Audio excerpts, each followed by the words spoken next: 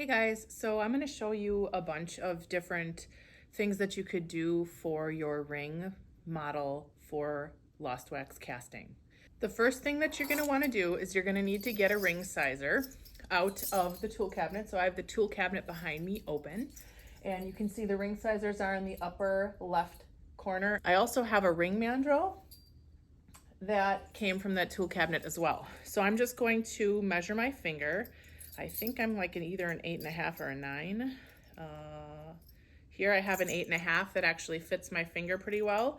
So I'm going to take my 8.5 and I'm actually going to trace it on to my ring blank. So here is the 8.5 that I was talking about before. I believe that fit my finger. I'm just going to check that again. The 8.5 actually fits.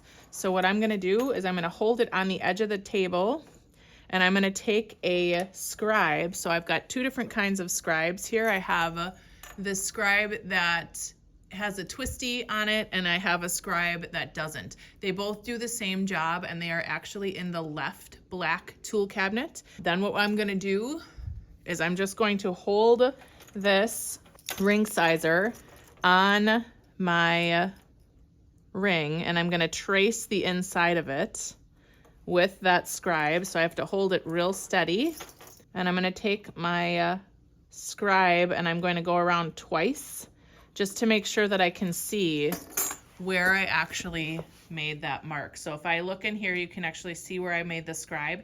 If that's too hard for you to see, you can also take, I have silver Sharpies that we're going to use to like make designs on here so that we can see what we're trying to cut. So here's what I mean.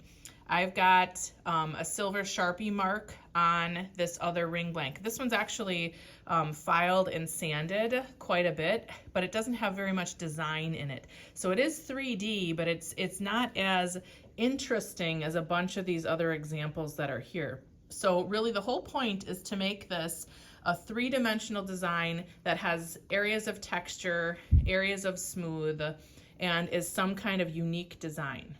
So I'm just going to take my silver Sharpie, and I'm going to mark the outside of this so that as I file, I'm going to file to the silver and no farther.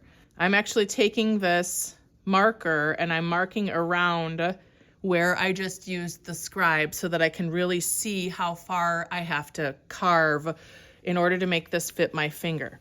What I'm going to do is I could use a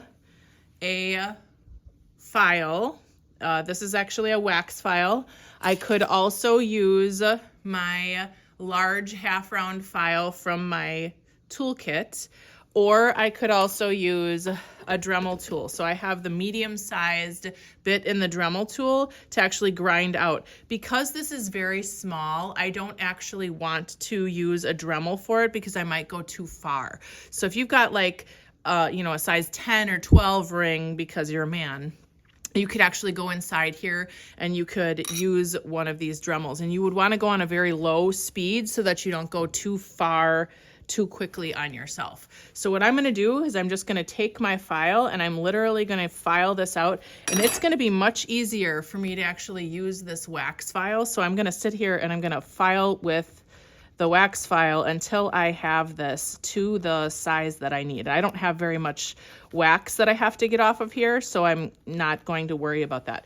The other thing that I'm going to do is I'm actually going to change where I'm at, and I'm going to put this into a vise because it's going to be a lot easier for me to file this in a vise. So I actually started filing already. I'm just going to file with my wax file in a half circle motion, and then I can actually rotate this around in order to get all of the areas that I need to get to. And I can see that I have just a little bit extra over on this side, and then I'm going to see if it actually fits my finger. I can use the ring mandrels, but I can also just use my finger to see if it fits. And I can see right now it doesn't quite fit my finger yet, so I actually have to file this just a little bit more in order for it to fit. So here you can see I think I finished filing. I'm just going to take that ring and I'm going to put it onto my finger, and now it actually goes all the way down where it needs to go. The one thing that I do need you to see is hopefully you can see that it's actually bumping my pinky finger out as I'm wearing it, and any ring that you're actually wearing should be so thin that your fingers should be able to be wherever you want them to be instead of bumping it out. And So I'm just trying to show you like the ring that I have here. This was made a different way, but it's thin enough that it's not going to make my fingers stick out in a funky way. So I just got a hand broom and a dustpan, and I'm just gonna sweep off where the vise is so that I'm not getting all that wax all over the floor so that somebody trips and hurts themselves in the classroom. So I'm just trying to get the wax all off the table because I'm done with that part right now. Just for the demonstration purposes, I just wanted to show you, I actually took a silver Sharpie and I marked on my model where I'm going to carve things away. So I'm actually kind of going to copy this ring that's here. And here's another thing that I want you guys to notice. I really don't want you touching these examples. What you can see here is they're getting so delicate because they're old that they're starting to break. I'm going to go and repair this eventually, but if you'd like to look at it, please let the instructor get them out for you because they are going to break. One of the things that I did here is I'm kind of copying this ring. You can sort of see that it's bigger on that side, it's smaller on this side. I am going to have to probably redraw this, but what I'm going to do first is I'm either going to take a wax file and I'm going to file down the sides until there's no more of that silver left, because what I want to do is I actually want to start making this thinner the way that the ring should be, because again, we don't want something super heavy, and silver is really expensive because we're going to be casting in silver, so we want to make sure to make it as light as possible so that it's cost effective for us. Okay, so what I'm going to do right now is I'm actually going to get a Dremel tool and I'm going to Dremel this part out because it's going to go a little bit faster for myself. I'm going to put it in a vise and probably on that dowel like I had showed you before. So I can't actually put this on the dowel because I'm not going to be able to reach the right way. So what I'm going to do is I'm just going to hold the ring on the table and I'm going to use the Dremel. So again, I've got this bit in here. This is a very toothy bit, and it could, either bite or, if you want to say, cut you. What I want to do is I'm actually going to take this and I'm going to grind this part down. And then again, when I'm done, I'm going to need to go and wipe the floor and the table so that nobody gets hurt. Mostly it's the floor that's the problem, but we're going to clean up the tables too. So again, I'm just taking this and you can see how quickly it grinds things down if you use the Dremel tool. Now the thing is, there's only so many Dremels and so many students, so eventually you are going to have to use the files, but you can see how quickly I got that silvery part off of my ring. So again, I'm going to go over here on this side.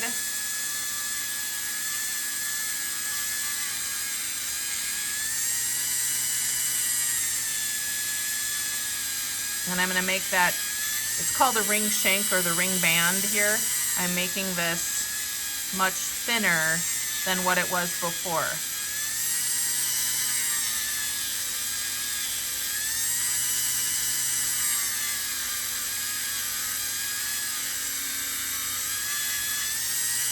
Hopefully you guys noticed too that the Dremel's really not on very high. Oops, and I dropped it. As I was doing this, the Dremel's not on very high, and part of the reason that I did that is I don't want to make a mistake. Already right here, I didn't measure very well, and you can kind of see how it kind of scooped over. If you want this more perfect, you're going to have to take your millimeter ruler and actually make measurements on both sides of the ring in order to actually make things more symmetrical. Because again, when we wear jewelry, a lot of times it's very symmetrical, so we're going to want to do that as we work. So I've done a bunch of castings before, and I was thinking that maybe I wanted to actually put a stone in here, which is why I was putting that hole in. So I'm actually going to drill a hole in here, and I am going to leave a space for this stone. But what I need to do now is I actually drew in here, I changed the design from that example that I showed you. So here you can kind of see where I'm going to file off, and it is different than this one. This one's kind of triangular, which I do like. But I just decided to change my design. So right now I'm kind of designing this by the seat of my pants, but really what we want to do is we do want to like plan out. So using that plasticine clay, or even drawing what your example is like. And again, you can go on Google and you can get examples, or there's books in the room that you can use. I've designed so many different things that I can kind of see what's going to look good and what's maybe not. So I'm actually just going to carve these parts out. So right now what I'm going to show you is I'm going to put this on a dowel, and I'm going to actually either carve this out with a file. I might even use the alcohol lamp and the wax tools to actually get that out, and then I'll probably file it at the end. So now I actually have the alcohol lamp, and I've got some of the different wax tools. These are like dental picks. And then I have the wax files, and I have some of the other wax carving tools there. One thing I want to show you though too is this is a regular file. You should not be using the regular files in the wax. This actually wrecks those files that are in your toolkit, so we do not want to be doing that. This file is permanently wrecked, and I can't use it for anything other than carving wax or moving wax around because it's so full of wax. And if you heat these tools up, it actually changes the temper of the metal itself so that it's now no longer something that I can use to actually file. The tools table in the back of the room should have the alcohol lamps and the wax carving tools for you. So what I want to do is I'm going to take this and I'm going to light my alcohol lamp with a like little candle lighter. Those I have in the front of the room by the teacher workstation. So I'm just going to take a different tool. Whoopsie. I'm going to take a different tool and I'm going to heat it up a little bit in the alcohol lamp. And then what I'm going to do is actually use it on my ring. So I'm going to just readjust the camera so you guys can see that. So here I have my alcohol lamp, and I'm going to just heat that tool with the alcohol lamp, and I'm going to come back in here, and I'm just probably going to have to adjust this a little bit so that I can actually get at it. And I'm also going to turn this so that you can see what I'm doing. There's this mark that I made with the silver Sharpie so that I can see where I'm trying to go, and I'm just going to take this tool that I'm heating up in the alcohol lamp, and I'm just going to carve away some of the wax that's there. We're going to use the tool in the alcohol lamp, and then we're going to use it on the ring model that we're trying to make. A lot of times I'll just wipe the excess wax onto these alcohol lamps because we can actually carve that off of there later, and we can use the other wax for other projects as we're going. So again, I'm just going to carve this part out until I'm satisfied with how that is carved. Then what I'm going to do is I'm going to just flip this ring over so that I can have easy access to the other side that I'm trying to carve. And again, I have to be kind of gentle as I'm pushing this onto here because I don't want to break my model. So I'm just gonna, again, I'm taking my tool, I'm heating it up until it's hot enough to actually go and carve down into that model. Eventually, I am gonna have to go back in here and I'm gonna have to file that in order to clean it up and make it look nicer. Right now, I'm just doing a very, very rough carve. And I wouldn't want to cast this the way that it is because there's going to be a lot of excess cleanup because I'm just in the very rough stages of actually working on this model. So if I take this and I bring this a little bit closer for you, what you're going to see is you can see that it's super, super rough there. You can see all those different facets on the model as opposed to the top surface, which is very, very smooth, right? And I can see where I have to go back in here with a file and I have to file that out. I can use, I'm just gonna pull this file out. This is a square wax file, and hopefully you guys can see the difference. Actually, hopefully you can see all the little teeth on there, and I just wanna show you the difference between that and the files in your toolkit. So I'm just gonna grab one. I happen to grab, I think, the triangular file, but hopefully you can see the difference between the file in your toolkit and the wax files. There's like bigger teeth on them. So what I'm gonna wanna do is I'm gonna wanna file this first with the wax file to make it the shape that I want, and then I'm gonna have to refine it with my tools from my toolkit, and I'm even actually gonna have to sand in here later, and we'll talk more about that as we get that far. So there you can kind of see my ring is starting to take shape. I kind of like made this weird little bend in there where the stone is gonna go. And I'm gonna file a little bit more. I can see that I didn't quite go quite enough. Right in here, I need to go and make that rounded again. So I'm gonna have to take my file and I'm gonna have to round this part off, and I have to be kind of careful as I'm doing that so that I don't slip off and break part of the model. You can actually fix it with more molten wax, but it's kind of difficult to do. It's much easier to just go with the files as you are creating your model. So what I'm gonna do is I need to keep measuring my stone to make sure that I have enough space. So I'm just putting my stone on here to actually see if I have enough space to create a bezel around that, because I'm gonna wanna create a bezel on mine.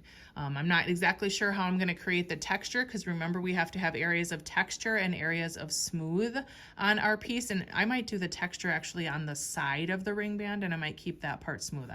I haven't quite decided yet, so I'm gonna just figure that out as I'm going. I don't want to take any more off of here though, because my stone is going to fit there. Now here's the thing. I would recommend that you guys mainly do things out of just metal, or if you actually have your design in the wax, like this flower design that's here, or this one that is just woven together. This one again was carved with the different wax tools and the alcohol lamp. Unfortunately, it is partially broken, which is why I got to keep it as an example. But that is something that you should do rather than possibly making a stone on your first piece, because it's going to be very difficult for me to actually get this to turn out. So remember, we had talked about making those ring bands thinner. You can see how thick my ring band is right now. I'm actually going to have to draw on here again with the silver Sharpie, because I have to file down my ring in order to make it thinner in order for it to fit. So remember, before I had kind of carved my pattern on the top and around the whole ring. This time I did it the opposite direction, because this is a three-dimensional object. So I need to make sure that I'm marking the other parts of the ring. And here you can see how it's going to get way thinner on the bottom, which is eventually why I'm going to need to put it on here. And actually I'm going to put it on here first, because the next thing I'm going to do is I'm going to take the Dremel again and I'm going to just try to carve that off. If that makes you nervous because you're worried about like going too far, you can of course stop partway or not use it at all and just use the wax files and file it down also. So now I'm actually going to take the Dremel and I'm going to just put it on a very low speed. And I'm going to carve away, and I do have to hold the ring so that it doesn't move on me. So I'm just going to hold this, and I'm going to use this tool to carve this down. And I'm not going to go all the way there. I'm going to actually have to file some off at the end.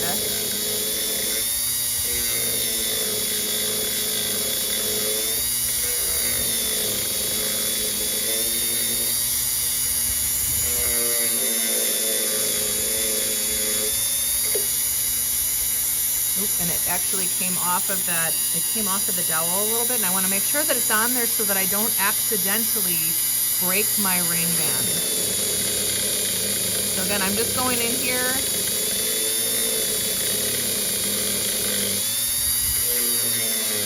And I'm filing with, or grinding off with the Dremel until I get mostly where I want to go. Then I'm going to turn this off. Over here, I didn't go quite far enough, but I actually almost went too far on some sides. So it's good that I stopped where I did. And then I'm going to take my file and I'm actually going to clean this up so that this is a lot nicer to look at. And I might actually, I'm going to carve a little bit farther out into here because I don't like how thick those parts are right now.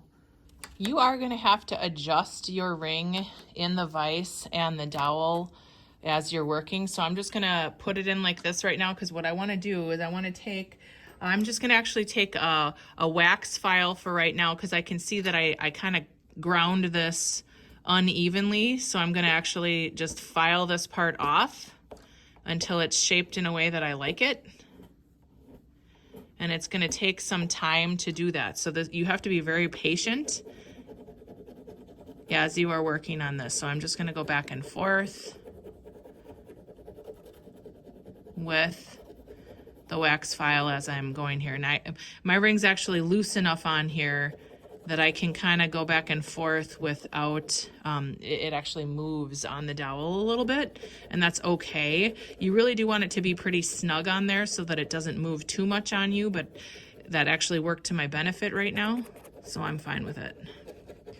And here I'm actually trying to get this little lump off this top part. I stopped here on purpose because I wanted to make sure that I'm actually getting the shape that I want. So here you can see it's really nice. It's got this nice little slope here.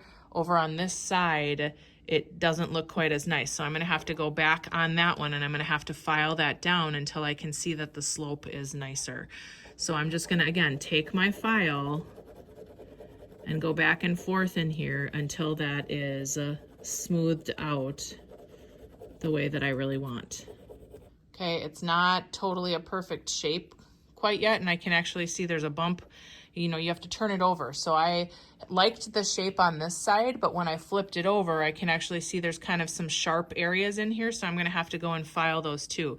What I'm gonna do is actually hold it on the table, and I'm gonna file it while it's on the table, because I think for this particular area, it's gonna be nicer to do that. One other thing that I want you to notice, when I put this on here, hopefully you can see it's kind of like, it kind of does this wavy thing on the edges. So I'm gonna have to take my file and I need to straighten that out too, because that shouldn't be, that's like a flaw in the design right now. I actually have to go and make sure that this is nice and straight and that it's not wavy on me. I mean, if it was an obviously wavy curve to the design, that's one thing, but this is obviously a flaw and I need to go and straighten that out a bit so that it looks nicer. Okay, so here's what I mean, and actually you can see it better if I zoom in a little bit here. So if I zoom in here, hopefully you guys can see it's kind of wavy here. This is what I mean. So I'm trying to straighten this part out, and I'm gonna have to stick the ring on the table in order to actually do that. And I might actually wanna stop with the wax file, and I might wanna take just my regular files. As I'm doing that, I may need to actually take a file card and clean these out. So hopefully you can see there's a bunch of wax in here. I can take the file card on the wax files as well. Okay, again, it's not going to work on that one that I showed you before. So this one that has wax all over it, the file card is not gonna work. It's not gonna take them off. And again, if I heat that up, it's just gonna wreck the file even more. So I'm just gonna take this and I'm gonna get the wax out of both sides.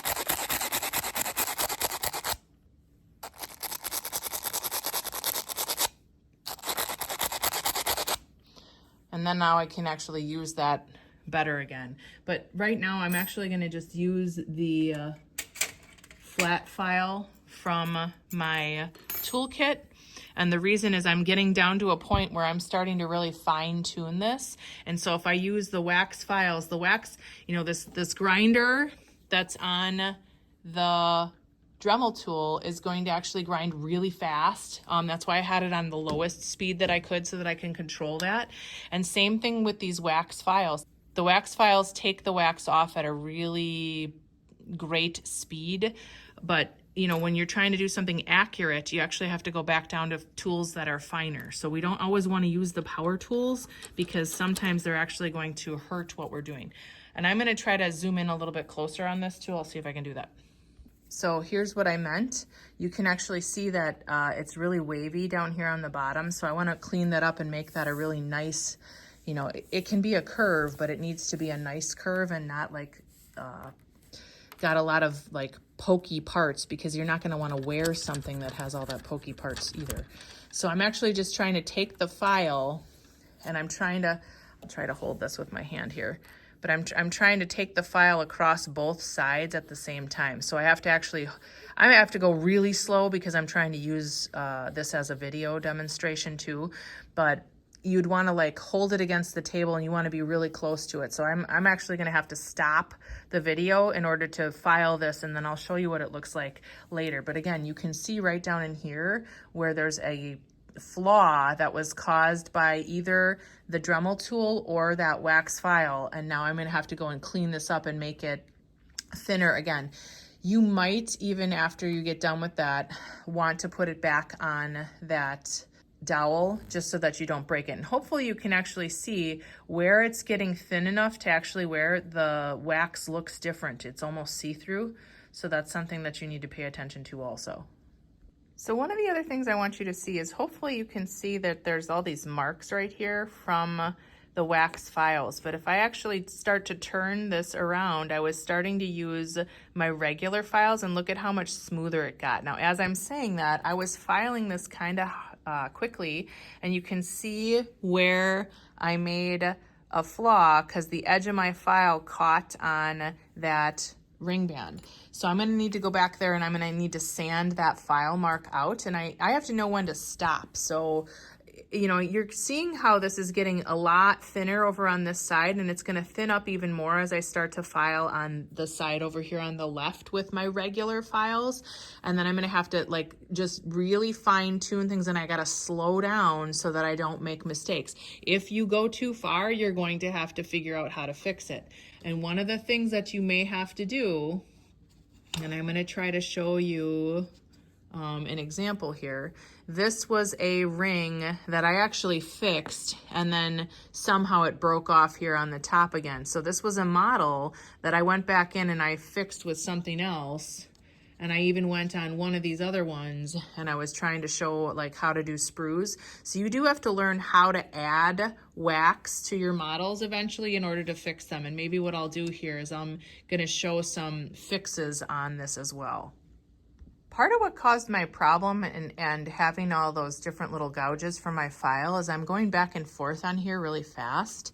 If I actually just file this the way that we initially taught you guys how to file, so where you're going one direction and you go really slow, you'll actually make less mistakes on what you're doing. It does take a little bit more time to actually do that, but you'll make a lot less mistakes if you do that too. Hopefully you can all see how there's like a lot of wax way at the top here. I'm gonna have to figure out a way to get that lower.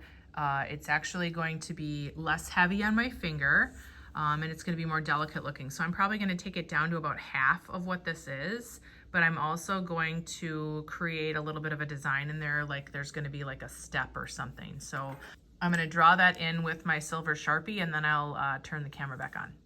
So I went down there and I actually ground that part down.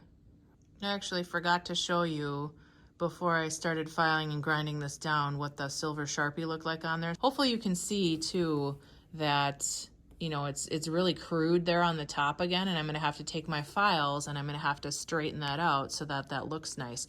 Again, I am gonna have to probably get that curve part in there a little bit more as well. I could potentially snap my ring, so I have to be really careful how hard I'm pressing here as I'm trying to straighten this out. So I have this on my finger so that I can actually show you. So there's like obviously that weird little kink in there. I'm just going to take my wax files and I'm going to file that down very gently so that I don't break my model. You can try to have it on the dowel to do this as well. It's going to be really hard for me to show, like move it around and show you on the video. So I'm trying to hold it by hand, and I just really hope that I don't break it by accident, because I am having to press kind of hard here, which is why we want that dowel in between. The dowel is actually going to take the pressure off that really thin ring band so that you don't accidentally break it. So here I can see too on the one side where it's kind of going in and out. Right in here I want to file down just a little bit more because it's actually too thick kind of right there. And I'm going to have to do that probably off camera and then show you again when I have that done.